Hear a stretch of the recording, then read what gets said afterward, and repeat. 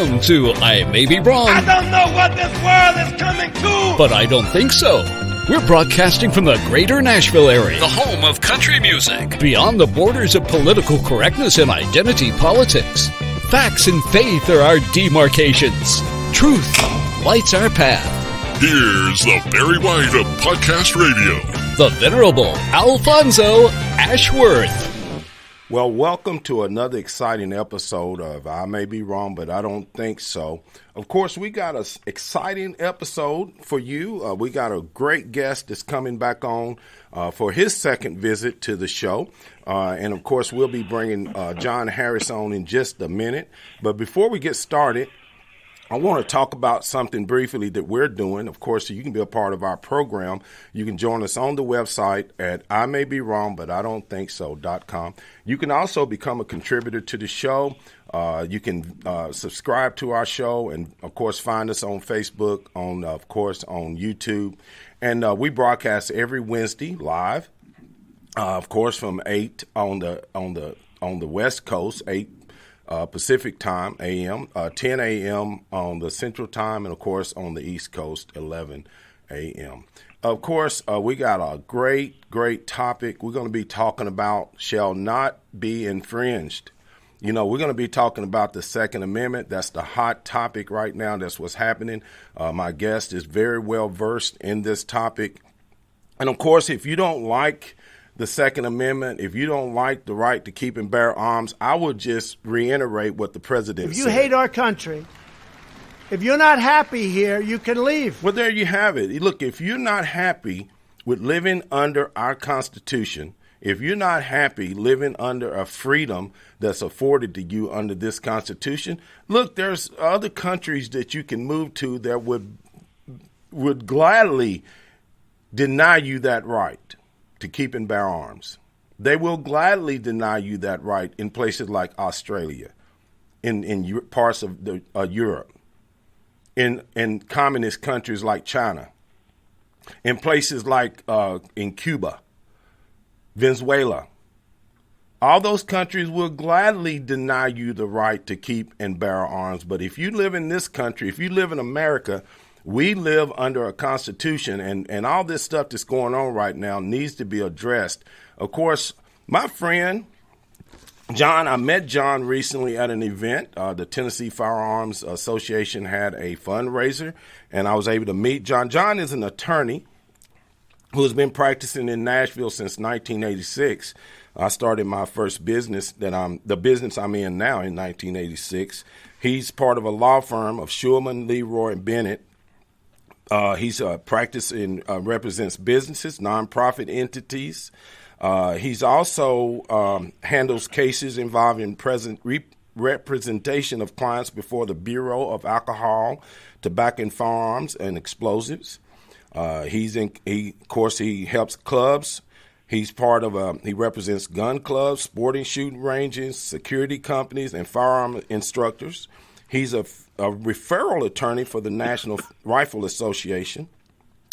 John has got many accolades, of course, and he's also served as the executive director of the Tennessee Firearms Association since 1995. He's an author. He's also published books, one including Carrying a Handgun for Self-Defense in Tennessee. So anything you need to know about being able to legally and properly be able to carry a firearm in the state of Tennessee, my friend John would be glad to help you. Welcome to the show, Mr. John Harris. How you doing, sir? Doing fine this morning. Thank you for inviting me. Well, when these subjects come up, the first person I think of, because you're making the circuits, you're around, you see everything, you're on the ground, you're on the front lines of all this. So if you don't know about it, maybe it ain't many people that probably do. John, what is going on, and why are the blue states deciding this is the time to attack the Second Amendment? Why is this so important that in places like Virginia, California, and other heavily blue states, why are they deciding that 2020 is the time to go on the attack?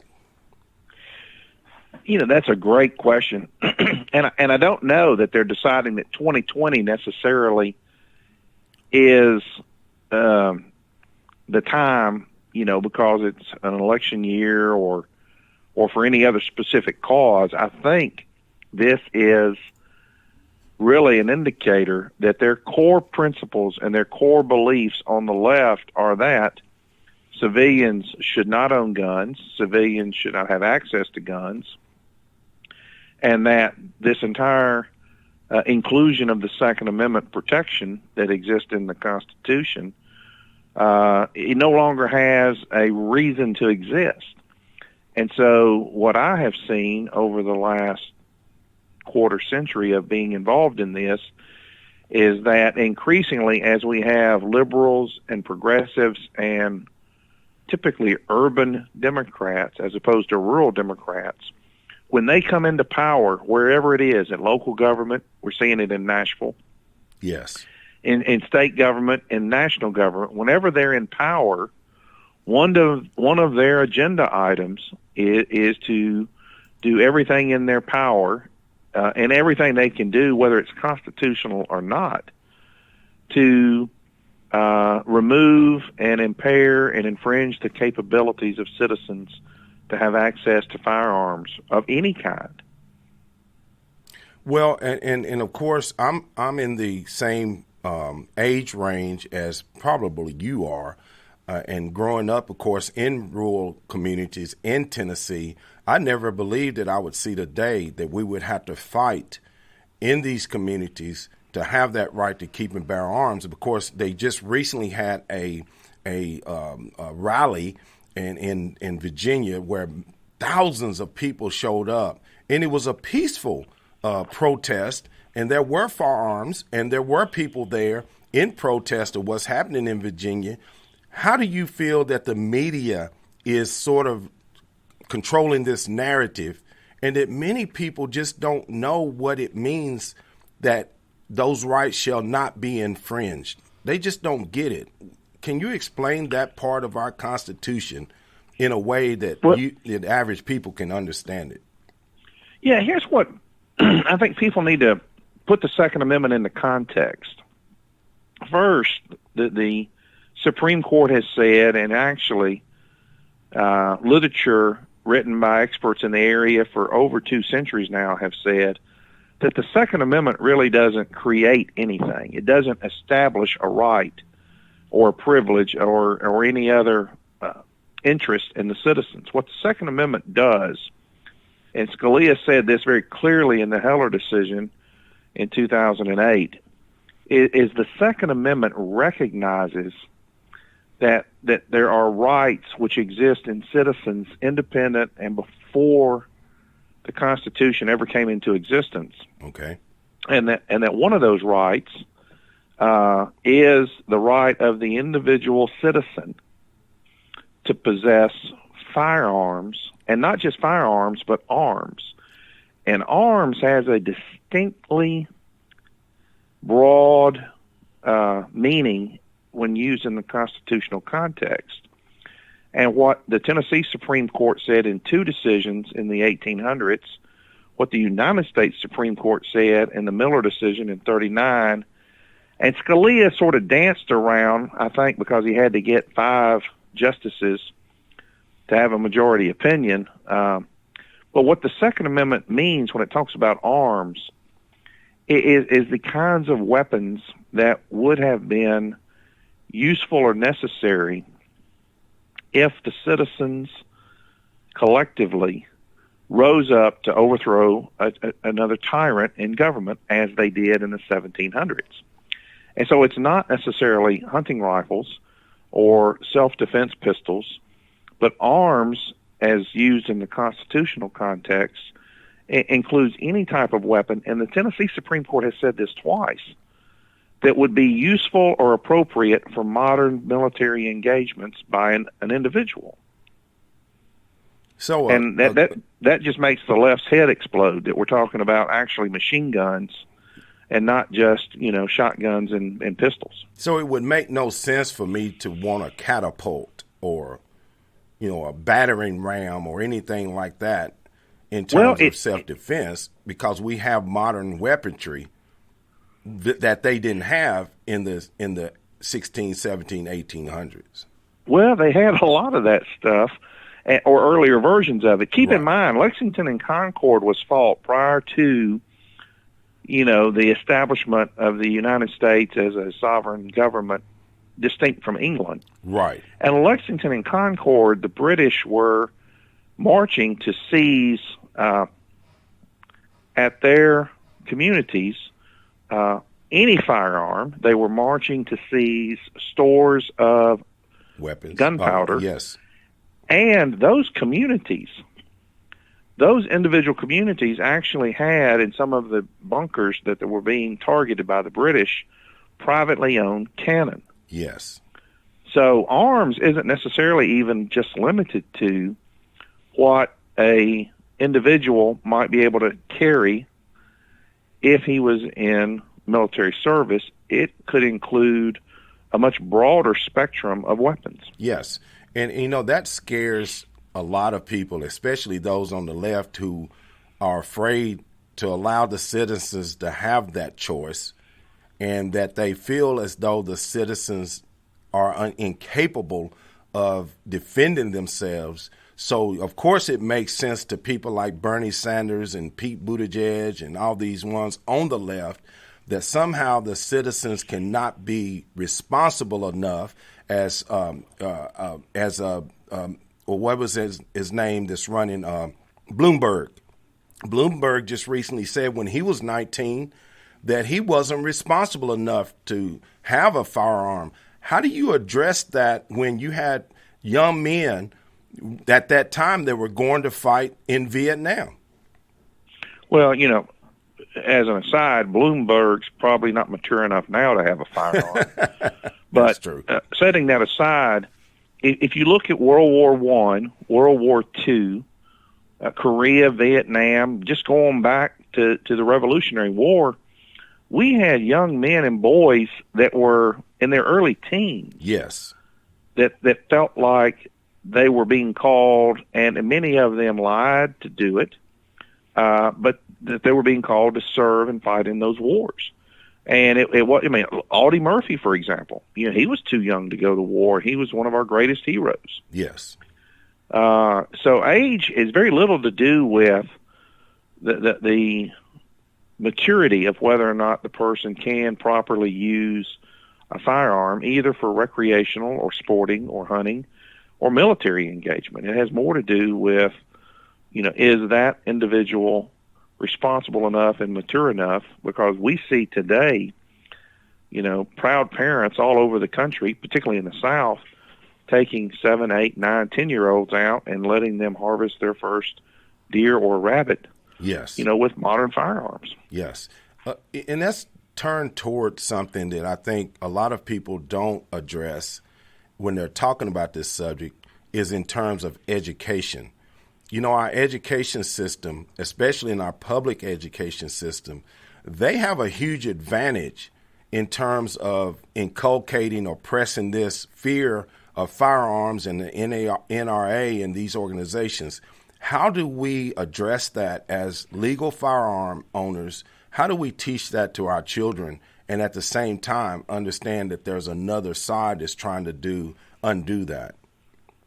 Well, there's a couple of prongs to that response. One is, I think, at an individual level, parents, aunts and uncles, family members need to understand what the true purpose of the Second Amendment is, and they need to accept the civic responsibility for teaching the next generation the proper respect and use for a firearm, not just a single shotgun, but even things that might be more necessarily used, again, if those individuals, as they matured, were called into militia service. Correct. Because, and a lot of people don't realize this, the militia constitutes, under the laws of almost every state, and specifically including Tennessee, every able-bodied adult male. Now, it was written at a time when public opinion was males were the only ones to serve in the military, so you could probably include females in that. But in Tennessee, the governor has the power to call out the militia. And if a male under our statutes does not respond to a militia call by the governor, armed and ready to serve, it's a criminal offense. It's being AWOL. I think people don't understand that statute very well, and I'm glad that you're bringing that out and reiterate that so that the audience can pass this on. Again, that what you just said, just reiterate. Yeah. When you look at for example, the Tennessee Constitution, it distinctly talks about multiple levels of military elements. Okay. One is our Constitution specifically references that Tennessee would have both an Army and a Navy. But when it was written in 1796, there weren't a lot of airplanes. But we specifically in our Constitution are advised that the state has an Army and a Navy. And so in Tennessee, for example, if you look now, you really got these divisions of military forces. You have the federal, the U.S. Army, and all its, peer entities, the Marine Corps, the Navy, now the Air Force, and the Space Force. Yes. But you also have the National Guard, which throughout history has been a state entity that by virtue of a series of statutes now can be called under the authority of the federal government. That's the National Guard. Then there's another entity called the State Guard that's created by statute in Tennessee. And although the statutes don't necessarily require this, they are essentially an unarmed force. They're more like emergency services, floods that respond in things like hurricanes and floods. Yes. But they don't show up with weapons. They show up with trucks, equipment, medical facilities, even communications equipment, most of which the people that are in the State Guard self-fund. They buy that stuff on their own. And then there's this fourth entity that has existed since prior to the Constitution, and this is the entity that fought England, and that's the militia. Right.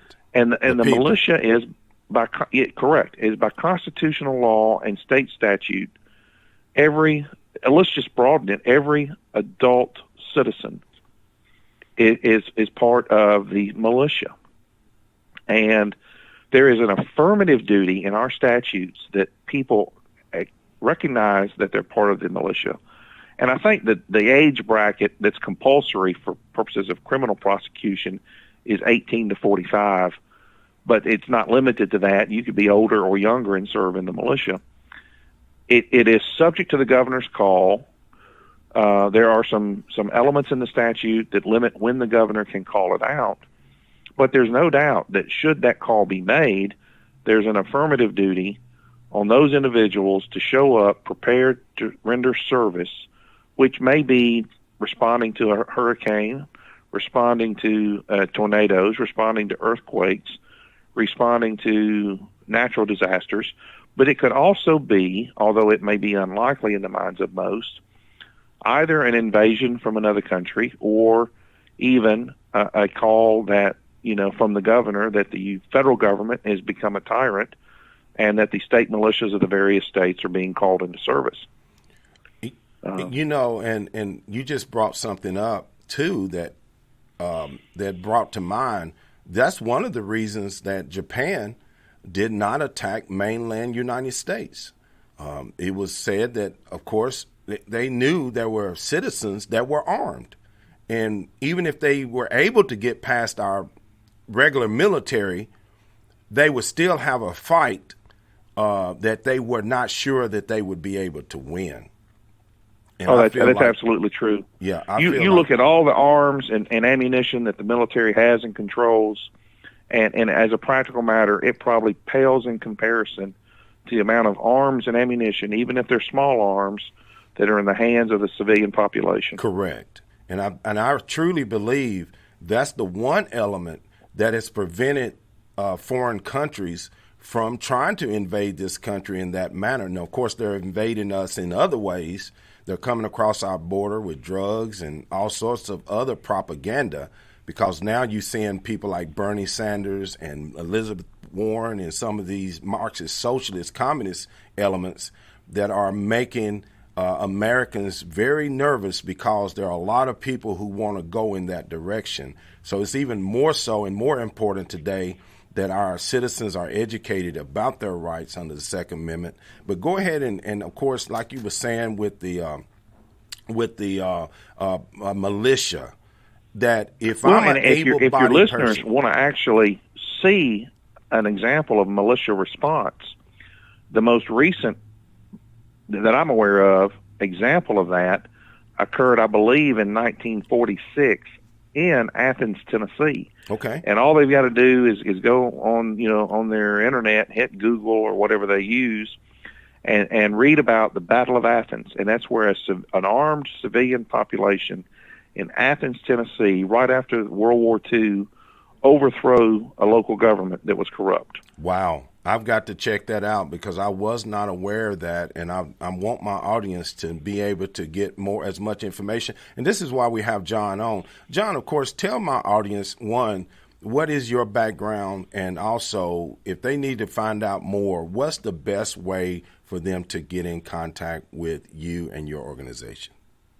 Sure. Yeah, my background is I'm a practicing attorney in Nashville. I've been doing that for 34 years now, 36 if you include the years that I clerked. And my practice is extremely broad. We cover everything from medical malpractice to Second Amendment to government regulations to constitutional law.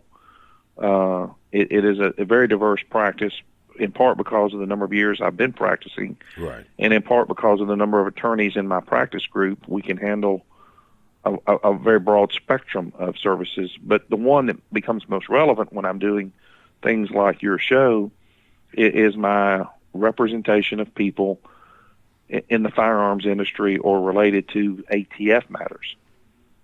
And if your listeners want to get more information about that, they can look at TennesseeFirearms.com. Tennessee is all spelled out. Firearms is plural.com. That's the state organization that I have served as the executive director of in a volunteer role for a quarter century now. Or if they want to find me specifically, they can look me up on the internet as johniharris.com. That's my attorney profile page. Okay, that's great, and I would love to be able to help you in whatever way, whatever capacity that I can, because, of course, you're a local celebrity. You're on a lot of shows. Of course, you on some Q&As. I heard you just the other morning on one of our popular radio programs. So you're just not a Johnny-come-lately, so to speak. You know what you're talking about when it comes to the Second Amendment. Of course, we got a couple of minutes left. Give my audience some information that can help them with these questions that we may have, especially with what's happening in Virginia. Educate them briefly on what is going on in places like Virginia. Why is that happening?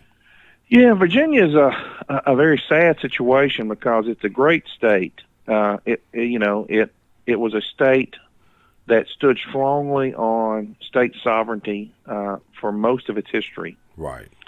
And it is predominantly geographically, if you look at this, the square footage, it is a Republican state. It's a conservative state. But what has happened is there's a cancer that's spreading into Virginia that may well ruin it, and apparently has to some extent. And the cancer is sort of that northeast corner of the state of Virginia, up where the camel hump, so to speak, is. Right. That bounds and is geographically convenient to Washington, D.C. Exactly. And it's the cancer and the cesspool coming out of Washington that has built up over the last century of career bureaucrats and elected government officials who go up there and they no longer represent their people. They're part of the team that thinks they control the world. And it's this mindset that is growing, quite literally metastasizing into Virginia and turning that northeast corner not just blue, but dark blue. Right. And it's a part of the and frankly, what's happened in Virginia is the population base in that area turns out and votes better as the far left than the conservative in the other parts of the state. Right. And so they have seen their entire state, their governor, their entire General Assembly, and their Attorney General, as a result of the last election cycle, become totally dominated by the liberal left. And that's a formula for another uprising, in my opinion, because it's obvious that the firearms and the right to keep and bear arms is still strong in Virginia. It's just many of those people have been asleep at the wheel, so to speak, and just this has happened, and I don't know how it's going to be undone anytime soon, because as you just stated, that cancer is metastasized. Well, and we're seeing it also in Tennessee. Yes. If you look at the voting maps of Tennessee, we like Virginia, are overwhelmingly red geographically. But what you see is your major metropolitan areas.